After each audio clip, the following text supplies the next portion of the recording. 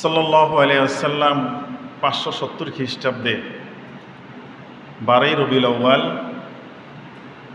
এই দুনিয়াতে শুভাগমন করেছেন। সেজন্যে আমাদের মুসলমান বিশ্বের সকল রাষ্ট্র রবিউল আউয়ালের 12 তারিখ ঈদে মিলাদুন নবী সাল্লাল্লাহু আলাইহি ওয়াসাল্লাম উপলক্ষে বিভিন্ন প্রোগ্রাম আয়োজন ব্যবস্থা করেছে। আমরা রবিউল আউয়াল মাসের 12 তারিখ 12 রবিউল আউয়াল মাস হিসাবে আমাদেরও কিছু আমল, কিছু দায়িত্ব রয়েছে। বিশেষ করে আমরা রাসূল পাক সাল্লাল্লাহু আলাইহি ওয়াসাল্লাম সোমবার দিন রোজা রাখতেন। জিজ্ঞাসা করা হলো, ইয়া রাসূলুল্লাহ, আপনি সোমবার দিন রোজা রাখেন কেন? আল্লাহ রাসূল বললেন, আমি সোমবার দিন এই দুনিয়াতে জন্মগ্রহণ করেছি, শুভাগমন হয়েছে বিদায় সে দিনটিকে স্মরণ করে আমি কি করি? সোমবার রোজা রাখি। তাহলে আমাদেরও কর্তব্য উম্মত হিসাবে আমরা আল্লাহ রাসূলের প্রতি মহাব্বত দেখিয়ে সোমবার দিন রোজা রাখা, বৃহস্পতিবার দিন রোজা রাখা, 12ই রবিউল আউয়াল রোজা রেখে আমাদের কর্তব্য থাকবে আমরা যেন আল্লাহ রাসূলের প্রতি বেশি বেশি দুরূদ শরীফ পাঠ করি। কারণ এই দিনে আল্লাহ রাসূল দুনিয়াতে আসছেন, সেই খুশিতে আল্লাহ রাসূলের প্রতি দুরূদ শরীফ প্রেরণ করতে পারলে ফেরেশতাকুল আল্লাহ রাসূল সাল্লাল্লাহু আলাইহি ওয়াসাল্লামের কাছে যিনি দুরূদ শরীফ পাঠ করেন তার নাম উল্লেখ করে, পিতার নাম উল্লেখ করে আল্লাহ রাসূলের কাছে দুরূদ শরীফটা পৌঁছে দিয়ে আসে। সুবহানাল্লাহ। এই দিনে যত দুরূদ শরীফ পড়া যাবে রাসূল পাক সাল্লাল্লাহু আলাইহি ওয়াসাল্লাম তত খুশি হবেন এবং উম্মতের জন্য এটা অত্যন্ত কল্যাণকর বিষয়, নেকের বিষয়। এই দিনে বেশি বেশি সদকা করতে হবে, দান সদকা করতে হবে। যেহেতু আল্লাহ রাসূলের দুনিয়াতে শুভাগমন ঘটেছে, আমরা সেই খুশিতে খুশি হয়ে আল্লাহ রাস্তায় দান করে আমরা আল্লাহর এই নেকটাকে রাসূল পাক সাল্লাল্লাহু আলাইহি ওয়াসাল্লামের রওজা মোবারকে বকশিশ করে দিব। আমাদের একটু কর্তব্য রয়েছে এই দিনে রবিউল আউয়াল মাসের 12 তারিখে আমরা যেন নফল নামাজ বেশি বেশি পড়ি। নফল নামাজ, নফল রোজা, নফল সদকা, জিকির আজকার, ভালো ভালো কাজগুলো করে আমরা আল্লাহ পাকের কাছে দোয়া করব। আর আগেই রাসূল পাক সাল্লাল্লাহু আলাইহি ওয়াসাল্লামের রওজা মোবারকে রুহের উপর আমরা কি করব? নেকটা বকশিয়ে দিব। আর এই নেক পেয়ে রাসূল পাক সাল্লাল্লাহু আলাইহি ওয়াসাল্লাম খুশি হবেন আমাদের উপরে। আমাদের জন্য সবচেয়ে বড় যে জিনিসটি দুনিয়াতে হলো আল্লাহ রাসূল দিদার দিবেন, দিদারটা দেওয়া। আর পরকালীন জীবনে রাসূল পাক সাল্লাল্লাহু আলাইহি ওয়াসাল্লামের শাফায়াত আমাদের আশা থাকতে হবে। দুনিয়াতে অনেক মানুষ দিদার পেয়েছে, অনেকেই পায় না। কিন্তু পরকালীন জীবনে যদি কোনো ব্যক্তি শাফায়াত থেকে বঞ্চিত হয়ে যায়, তার মুক্তির আর কোনো পথ থাকবে না। রাসূল পাক সাল্লাল্লাহু আলাইহি ওয়াসাল্লাম 12ই রবিউল আউয়াল 570 খ্রিস্টাব্দে এই দুনিয়াতে শুভাগমনের কিছুদিন আগে, আপনার 45 থেকে 50 দিন আগে মক্কা শরীফে একটা ঘটনা ঘটেছে। বিষয়টা হলো, আব্রাহা বাহিনী কাবা শরীফকে ধ্বংস করার জন্য মক্কা শরীফে আসছিল। উদ্দেশ্য ছিল কি? ইয়ামেনের বাদশাহ আব্রাহা যখন সে দেখতে পেল যে জিলহজ মাসে সারা বিশ্ব থেকে সেই কাবা শরীফের মধ্যে মক্কা শরীফে এই কাবা ঘরকে উদ্দেশ্য করে অনেক মানুষ আগমন ঘটে।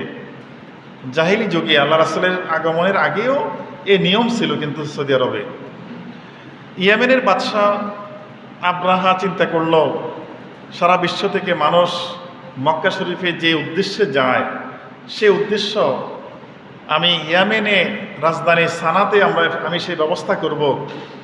আর সেই পরিকল্পনা মাফিক ইয়েমেনের বাদশাহ আব্রাহা তার রাজধানী সানার মধ্যে আপনার বিশাল অট্টালিকা তৈরি করছে। অট্টালিকার ভিতরে মূর্তি, কাবাতে যেরকম মূর্তি ছিল 360টি, এরকম মূর্তি বানিয়ে সেটার ভিতরে রাখছে। কারুকার্য করে অনেক সৌন্দর্য করছে। তোয়াফ করার জন্য মাঠ বরাদ্দ করছে, মানুষ থাকার জন্য ঘর ব্যবস্থা করছে। এবং তিনি দাওয়াত দিয়ে দিলেন, সারা বিশ্ববাসীকে চিঠি দিয়ে দিলেন যে আগামী বছর থেকে তোমরা আর মক্কা কাবাতে যাওয়া লাগবে না, জিলহজ মাসে তোমরা ইয়ামেনের রাজধানী সানাতে আসবে, সেখানেই তোয়াফের ব্যবস্থা করা হয়েছে, এখানে সব ব্যবস্থা করা হয়েছে। আব্রাহা বুঝতে পারে নাই যে কাবা শরীফ যদিও কাফেরদের তৈরি করা মূর্তি ছিল, বাস্তবতা ইব্রাহিম আলাইহিসসালাম ইসমাইল আলাইহিসসালামকে নিয়ে কাবাঘর নির্মাণ করেছে। আব্রাহা চিন্তা করলো যে সেই ব্যবস্থাটা সে সেখানে করবে। মানুষকে দাওয়াত দিল, মানুষ সামান্য কিছু তার অনুসারী কিছু সেখানে গেল, আর বেশিরভাগ মানুষই তার সেখানে যায় নাই। আরব গোত্রীয় একজন সেখানে কর্মচারী ছিল, তার প্রতি ঘৃণা প্রদর্শন করে রাতের অন্ধকারে পায়খানা করে তার সেই তৈরিকৃত কাবার মধ্যে সব নষ্ট করে দিয়ে রাত্রি সে উধাও হয়ে গেছে। যখন আব্রাহা জানতে পারলো যে মক্কার মানুষ কর্মচারী সেই কাজটা করছে, এমনিতে তার মেজাজ খারাপ, লোকজন আসে নাই তার কাবাতে। এখন চিন্তা করলো আব্রাহা, কুচিন্তা, যদি কাবা ঘরকে ধ্বংস না করা হয় তাহলে তার তৈরি করা কাবা কি হবে না, মূল্যায়িত হবে না। সেজন্যে বাদশাহ আব্রাহা 60,000 সৈন্য নিছেন, সাথে তার বিশাল একটা হাতি ছিল, যে হাতিটির নাম ছিল মাহমুদ, প্রশংসনীয়। 13টা হাতি যেগুলো যুদ্ধ করার জন্য, আর যত সরঞ্জাম আছে যুদ্ধের, আব্রাহা 60,000 সৈন্য নিয়ে কাবা শরীফ ধ্বংস করার জন্য মক্কাতে রওনা করছে। প্রতিমধ্যে যা বাধা আসছে জিদের মুখে সব প্রতিহত করে সে কাবার কাছাকাছি এসে, মক্কার কাছাকাছি, কাবা শরীফের কাছাকাছি এসে আস্তানা কাটছে। আর কিছু লোক পাঠিয়ে দিয়ে রাসূল পাক সাল্লাল্লাহু আলাইহি ওয়াসাল্লামের দাদা আব্দুল মুত্তালিব, তিনি কাবা ঘরের চাবির দায়িত্বে ছিলেন, মুতাওয়াল্লি খাদেম ছিলেন। আব্দুল মুত্তালিবের 200 ওট মাঠ থেকে নিয়ে তারা চলে গেছে, চুরি করে নিয়ে গেছে।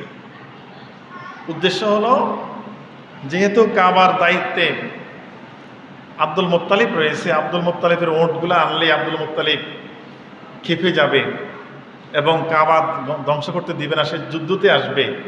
আব্রাহা যুদ্ধতে আসলে 60,000 সৈন্য নিয়ে তাদের সব ধ্বংস করে দিবে, কাবাঘর ভেঙ্গে চুরে চুরমার করে দিয়ে সে ইয়ামেনে চলে যাবে। এটা তার উদ্দেশ্য ছিল। যখন আব্দুল মুত্তালিব এর কাছে সংবাদ এসলো যে আপনার ওটগুলো আব্রাহা বাহিনী নিয়ে গেছে এবং আপনাকে সংবাদ দিয়েছে, আব্রাহার কথা শুনে আব্দুল মুত্তালিব সেখানে গেলেন, দেখা করে বলল যে আমরা আপনাদের কোনো ক্ষতি করব না, যদি আপনারা আমাদেরকে কোনো বাধা না দেন, আমরা কাবাঘর ভেঙে চুরমার করে দেব।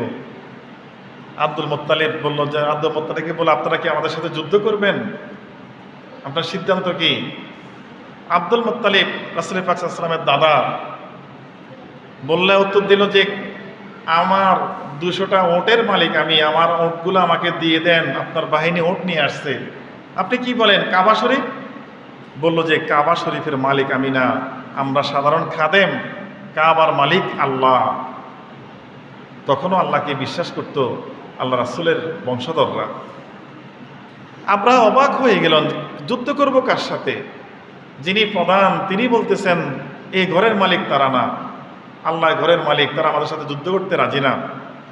আব্রাহার এই কথা শুনে আব্দুল মুত্তালিব তার ওটগুলো পেয়ে কাবা শরীফের চতুর্পাশে যত বসতি ছিল সবাইকে ঘোষণা করে দিল, আব্রাহা বাহিনী আসছে, সে কাবা ধ্বংস করবে, সামনে আমাদেরকে পেলে আমাদেরকে হত্যা করবে, তোমরা সবাই মক্কা ছেড়ে দাও। সবাই কাবা শরীফের চত্বর, মক্কা শরীফের সবাই ঘর বাড়ি ছেড়ে দিয়ে তারা চলে গেল পাহাড়ের মধ্যে। আব্রাহা বাহিনী কার সাথে যুদ্ধ করবে? আব্রাহা বাহিনী চিন্তা করলো, বাদশাহ আব্রাহা, যে এখন আর সময় দেরি করে লাভ নাই, আমাদের উদ্দেশ্য কাবাঘর ধ্বংস করে আমরা চলে যাব। এদিকে আব্রাহার কাছ থেকে আব্দুল মুত্তালিব গিয়ে কাবা শরীফের চাবিটি নিয়ে কাবার সামনে দাঁড়িয়ে আল্লাহর উপর দিকে মুখ ফিরিয়ে বলতেছে, আল্লাহ, এই ঘরের মালিক আমি জানি তুমি, তোমার ঘর তুমি রক্ষা করো, আমাদের এত শক্তি নাই যে আমরা তাদের সাথে যুদ্ধ করব। আল্লাহ, তোমার ঘর তুমি যুদ্ধ রক্ষা করবা। এই আবদার আব্দুল মুত্তালিব আল্লাহর কাছে রেখে সেও সেখান থেকে চলে গেল। আব্রাহা বাহিনী পরিপূর্ণ প্রস্তুতি নিলেন যে কাবা শরীফ ধ্বংস করে দিবে। সেই পরিকল্পনা মাফিক সামনে যখন সব প্রস্তুতি নিয়ে তার বাদশার হাতিটাকে দাঁড় করিয়ে বাদশাহ আব্রাহা উপরে উঠছে। এখন সামনে বাদশাহ আগে গেলেই পিছনে সবাই যাবে।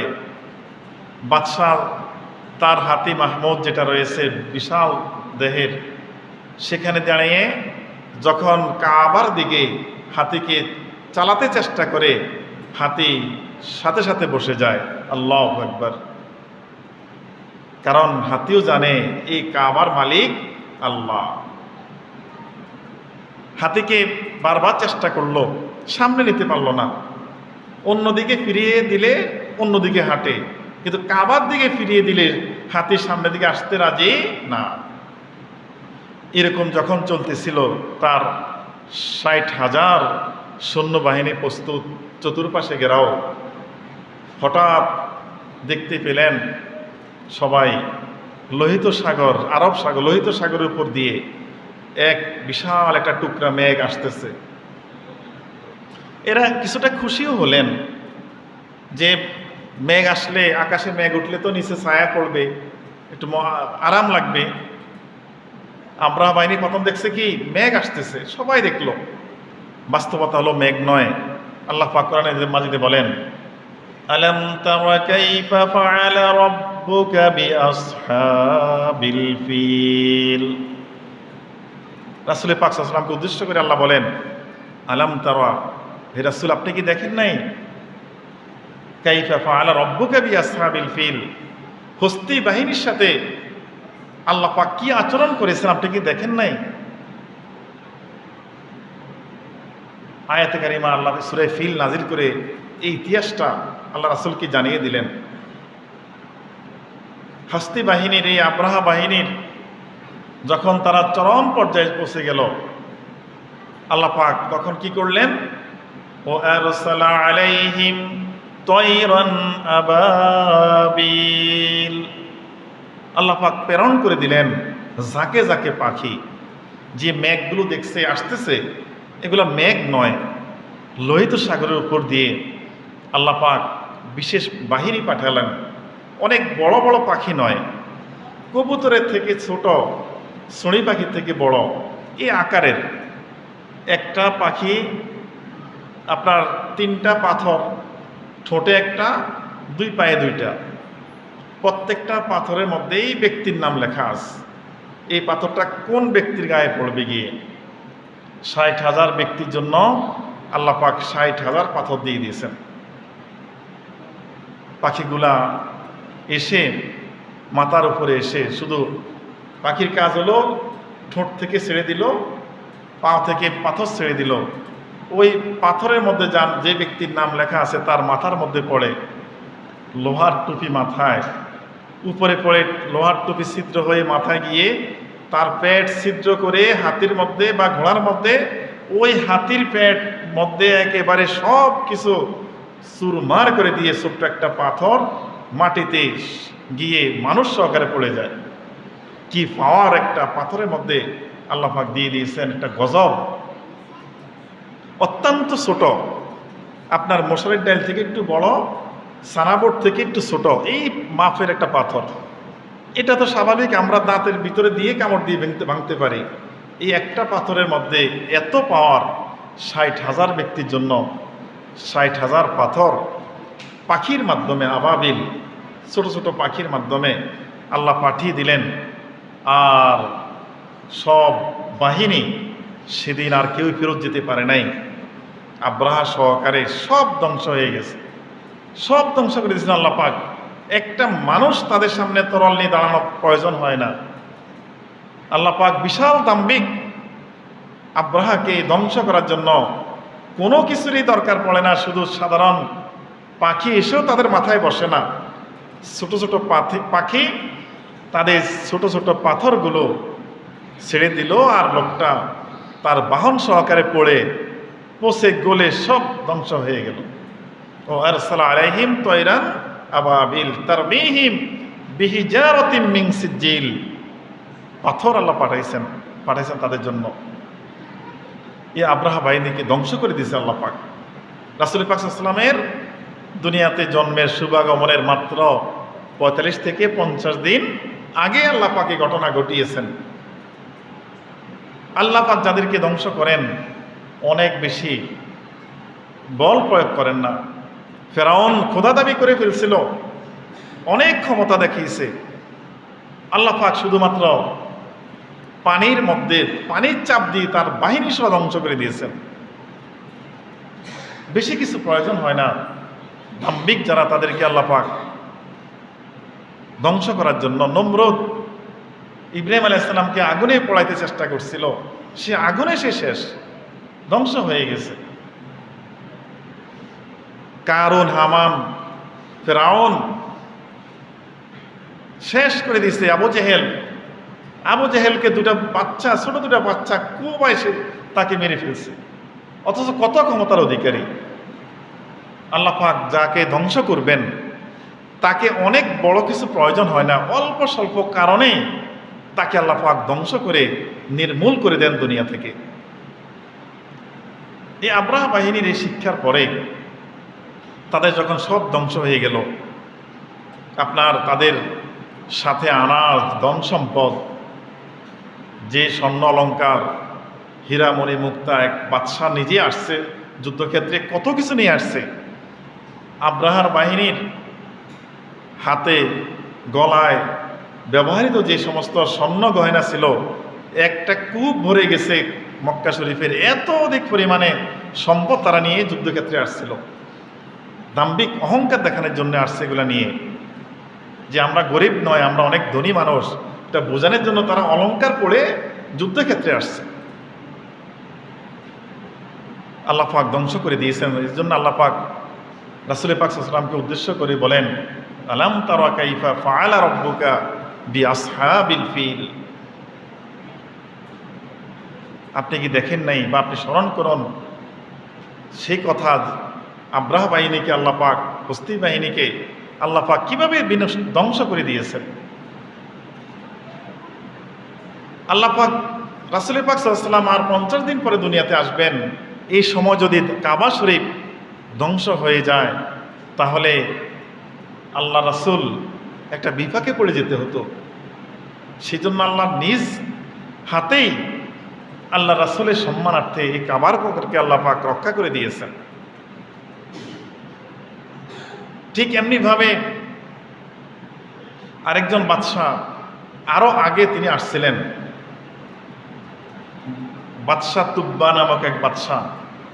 তিনি আসছেন কাবা শরীফ, তার সাথে সৈন্য ছিল, সম্পদ ছিল, পরিবারবর্গ ছিল, আলেম ওলামা ছিল, জ্ঞানী ব্যক্তি ছিল। সবাইকে নিয়ে বাদশাহ তুব্বা মক্কা শরীফে আসছে। হজের মৌসুম ছিল, সেজন্যে কাবার ঘরে যারা দায়িত্বে ছিল তারা সবাই ব্যস্ত ছিল। আপনার সবাই দেখা যায় সবার সব দায়িত্ব থাকে, মানুষ মেহমানদারি থাকে, বেচাকিনা থাকে, দোকানে ব্যস্ত থাকে। সেই জন্যে বাদশাহ তুব্বার যে রাষ্ট্রীয়ভাবে যে সম্মান প্রদর্শনের দরকার ছিল, মক্কার মানুষ সেটা করতে পারে নাই, কোরাইশরা সেটা করতে পারে নাই তাদের ব্যস্ততার কারণে। এখন এই বাদশাহ তুব্বা সিদ্ধান্ত নিছে যে তার গায়ে লেগে গেছে, আমাকে সম্মান দেখানো হয় নাই, আমি প্রতিশোধ দিব। তার যারা জ্ঞানী গুণী ছিল, তারা আলেম সহ জ্ঞানী গুণী যারা ছিল, তাদেরকে বাদশাহ তুব্বার সামনে ডাকলেন, ডেকে বললেন যে আমাকে অপমান করছে তারা, কাবার মানুষ। জি বাদশাহ, এখন কি করবেন? বলল যে প্রথমে হলো যে আমি কাবা ধ্বংস করে দিব। নাউজুবিল্লাহ। বাদশাহ তুব্বাও চেষ্টা করছিল কি করবে, কাবার মধ্যে কাবা ধ্বংস করবে, কেন তাকে অপমান করছে, পরিপূর্ণ মেহমানের মর্যাদা দেওয়া হয় নাই তাকে। জ্ঞানী ব্যক্তি যারা ছিল তাদের সাথে পরামর্শ করলেন, করার পরে জ্ঞানীরা বলল যে না, এই ঘরের মধ্যে হাত দিলে ধ্বংস নিবার্য, এই ঘরে হাত দেওয়া যাবে না। কারণ জ্ঞানীরা জানছে, কারণ তাওরাত কিতাবে লেখা ছিল যে এই কাবা কই থেকে আসছে, সামনে কে মালিক হবে, কতদিন এই কাবা থাকবে, এই কাবার মর্যাদা কি, এটা আগে তাওরাত কিতাবেও ছিল, ইনজিল কিতাবেও ছিল, জাবুরও ছিল। তো বললো যে না, এটা হাত দেওয়া যাবে না। তখন বাদশাহ বলল তাহলে একটা কাজ করা হোক, মানুষ যা আছে যুদ্ধ করে এদেরকে মেরে ফেলা হোক। বলতেছে যারা জ্ঞানী ব্যক্তি ছিল সেখানে দরবারে তার বলল যে বাদশাহ আপনি এই কাজটা করবেন না, এই কাজটা করলে যদি মানুষ পুরুষরা ধ্বংস হয়ে যায় তাহলে এই পুরুষদের কাবা শরীফ মক্কার এই পুরুষদের মধ্য থেকেই শেষ নবীর আগমন ঘটবে। যদি আপনি সবাইকে ধ্বংস করেন তাহলে তোর শেষ নবীর আগমন বাধাগ্রস্ত হয়ে যাবে। না, সেই সিদ্ধান্ত তাকে দেওয়া হয় নাই। এমনিভাবে সে বিভিন্নভাবে চেষ্টা করছিল, করার পরে বাদশাহ তুব্বা হঠাৎ একদিন স্বপ্নে দেখলেন যে তার যে পরিকল্পনা নিয়েছেন এগুলা তার সবগুলা ভুল হয়েছে, এবং তাকে সামনে ভালো ভালো হওয়ার একটা ইঙ্গিত প্রদান করা হয়েছে, কাবা শরীফের ব্যাপারে তাকে দেখানো হয়েছে। বাদশাহ তুব্বা ঘুম থেকে উঠে সিদ্ধান্ত নিলেন যে কাবা ঘরের মধ্যে তখন গিলাফ ছিল না, তিনি তখন এই কাবা ঘরের মধ্যে গিলাফের ব্যবস্থা করে দিয়েছেন। আল্লাহু আকবার। তিনি কাবা ধ্বংস করে ফেলবেন রাগে জিদে, আর সেই ব্যক্তির দ্বারাই কাবা শরীফের মধ্যে গিলাফের ব্যবস্থা আল্লাহ পাক করে দিলেন। এবং তিনি মনে মনে সিদ্ধান্ত নিলেন, হায় আমি তো এতদিন বাঁচব না, এই মক্কা শরীফে আখিরি জামানার নবী হযরত মুহাম্মদ সাল্লাল্লাহু আলাইহি সাল্লাম শুভাগমন ঘটবেন, আমি তো থাকব না, কি করতে হবে? তখন তাকে তার পণ্ডিত যারা আছে দরবারের মধ্যে, তার পণ্ডিতরা তাকে বলল যে রাসূল পাক সাল্লাল্লাহু আলাইহি ওয়াসাল্লাম শেষ নবী, তিনি মদিনাতে হিজরত করে যাবেন। তিনি সিদ্ধান্ত নিলেন তাহলে আমি ইয়াসরিব যাব, ইয়াসরিব গিয়ে যে জায়গায় তিনি যাবেন আমি সেই জায়গাটাও দেখব, যেহেতু তার জন্মস্থান আমি দেখলাম। বাচ্চা তুব্বা তার বাহিনী নিয়ে তিনি আবার ইয়াসরিব গেলেন, মদিনাতে গেলেন। মদিনা শরীফ গিয়ে তখন সেখানকার আলামত হিসাবে শহরের পাশে তার যারা পণ্ডিত ব্যক্তি ছিল তারা বলল যে এই জায়গা, এই আশপাশ, এই জায়গার মধ্যে তিনি মদিনা শরীফ এসে এখানে অবস্থান নেবেন। তখন তিনি তাদের সিদ্ধান্ত মোতাবেক একটা জায়গা বাড়ি নির্বাচন করছেন, করে তার বাদশাহ তুব্বা ওই বাড়ির মালিক থেকে বাদশাহ তুব্বা নিজে সেটার ক্রয় করে নিলেন। বাড়িটা ক্রয় করে নিয়ে সেটাকে দোতলা বাড়ি বানালেন। দোতলা বাড়ি বানিয়ে তারা কারা? হযরত আবু আইয়ুব আনসারী রাদিয়াল্লাহু তাআলা আনহুর বংশধর। এদেরকে আপনার রূপার একটা প্লেটে চামড়ার ব্যবহার হতো চামড়া, সেখানে লিখে দিয়ে গেছে, আমি বাদশাহ তুব্বা, আমি আপনার প্রতি ঈমান এনেছি, যেদিন আপনি এখানে মদিনাতে আসবেন আমার পক্ষ থেকে হাদিয়াটা গ্রহণ করবেন। কি হাদিয়া? বাড়িওয়ালা থেকে বাড়ি কিনে সেই বাড়িটা দোতলা করে আবু আইয়ুব আনসারীর বংশধরের হাতে এই দলিল বুঝিয়ে দিয়ে তাদেরকে নিচতলা থাকতে দিয়েছেন এবং বলছে দোতলা শেষ নবীর জন্য আমি রেখে দিলাম। আল্লাহু আকবার। আল্লাহ পাক নবী করিম সাল্লাল্লাহু আলাইহি ওয়াসাল্লাম যে দুনিয়াতে আসবেন এটা অনেক আগে থেকে এই ইঙ্গিত বিভিন্নভাবে আল্লাহ পাক দেওয়ার ব্যবস্থা করে রেখেছেন, যেন মানুষ আগে থেকে প্রস্তুতি গ্রহণ করে। পরবর্তীতে তাই ঘটেছে। রাসূল পাক সাল্লাল্লাহু আলাইহি ওয়াসাল্লাম যখন মদিনা শরীফ গেলেন, মদিনা শরীফ যাওয়ার পরে উটের মধ্যে সাওয়ার হয়ে উটকে ছেড়ে দেওয়া হলো, কারণ চতুর্পাশ থেকে আনসার সাহাবাগণ রাদিয়াল্লাহু তাআলা আনহুম, তারা চেষ্টা করছেন যে আপনি আমার বাড়িতে আসেন, সবাই বাড়িতে আসেন। কার আবদার রক্ষা করে অন্যদের মন কষ্ট দিবেন, সেজন্য উটকে ছেড়ে দেওয়া হলো। উট যেখানে গিয়ে থেমে যাবে সেখানেই বসবাসের সিদ্ধান্ত। দেখা গেল উট হাঁটতে হাঁটতে, উট তো আর কিছুই বুঝে না, কারো কথাও শুনে না, কারো কথাই বুঝে না। উট হাঁটতে হাঁটতে আল্লাহ পাকের ইশারা একেবারে সেই আবু আইয়ুব আনসারী রাদিয়াল্লাহু তাআলা আনহুর বাড়ির সামনে গিয়ে উট বসলেন। সেই বসার পরে সেখানে ঢোকার আগেই বংশধর যারা ছিল তারা রাসূল পাক সাল্লাল্লাহু আলাইহি ওয়াসাল্লামের কাছে সেই বাদশা তুব্বার দলিল দিয়ে দিয়েছে, ইয়া রাসূলুল্লাহ, এটা আমাদের বাড়ি নয়, আমরা পাহারা দিয়েছি, 100 বছর আগে বাদশা তুব্বা আপনার জন্য এই বাড়ির ব্যবস্থা করে দিয়েছেন। সুবহানাল্লাহ। এই নবী সাল্লাল্লাহু আলাইহি ওয়াসাল্লাম আমাদের কাছে আসছেন, আমরা রাসূল পাক সাল্লাল্লাহু আলাইহি ওয়াসাল্লামকে চিনতেও পারি না, সম্মানও দিতে পারি না। দুনিয়াতে কোনো ব্যক্তি যদি রাসূল পাক সাল্লাল্লাহু আলাইহি ওয়াসাল্লামের জিয়ারত পায়, এবার স্বপ্নে হোক, সেই ধ্যানে হোক, অথবা সে জাগ্রত হোক, যেভাবে হোক, তাহলে পরকালীন জীবনে তার জন্য জাহান্নামের আগুন তাকে স্পর্শ করতে পারবে না। এত বড় নেয়ামত উম্মতের জন্য আর কি হতে পারে? ওলামা ইকরাম যারা অধিক বুজুর্গ ছিলেন, তারা কিতাবের মধ্যে আসলে এই রবিউল আউয়াল মাসটাকে বেশি পছন্দ করেছেন। তারা বলেছেন যে রবিউল আউয়াল মাসে 12 তারিখ থেকে শুরু করে বা মাসটা শুরু হলে প্রত্যেক দিন ঈশান নামাজের পর সূরা ফাতিহা একবার, সূরা ইখলাস 3 বার করে, 2 রাকাত করে 16 রাকাত নামাজ পাক সেই জানামাজের মধ্যে বসে 1000 বার দুরূদ শরীফ, আল্লাহুম্মা সাল্লি আলা সাইয়্যিদিনা মুহাম্মাদিন আন-নাবিয়্যিল উম্মি ওয়া আলিহি ওয়া সাল্লিম দুরূদ শরীফ পাঠ করে পাক বিছনায় শুলে এবার এই আমল চলতেই থাকবে। একটা সময় তারা বলছেন আল্লাহ রাসূল দেখা দিবেন, যদি তার অন্য কাজ, অন্য বিষয়টা ঠিক থাকে, ফরজ লঙ্ঘন না করে, হারাম না খায়, তারপরে নিজের চলা যদি ঠিক থাকে, আল্লাহ পাক স্বপ্নযোগে হলেও তার সাথে দিদার দিবেন। এটা বুজুর্গানি দিন একটা রুল জারি করে দিয়েছেন, একটা তাদের এটা প্রমাণিত একটা জিনিস। এই জিনিসগুলো তো আমরা করতে পারি না, আমরা তো নিজেরা হালাল খাইতে পারি না, পর্দা নিয়ে চলতে পারি না, মিথ্যাও ছাড়তে জানি না, একেবারে গুনার মধ্যে সবসময় লিপ্ত থাকি।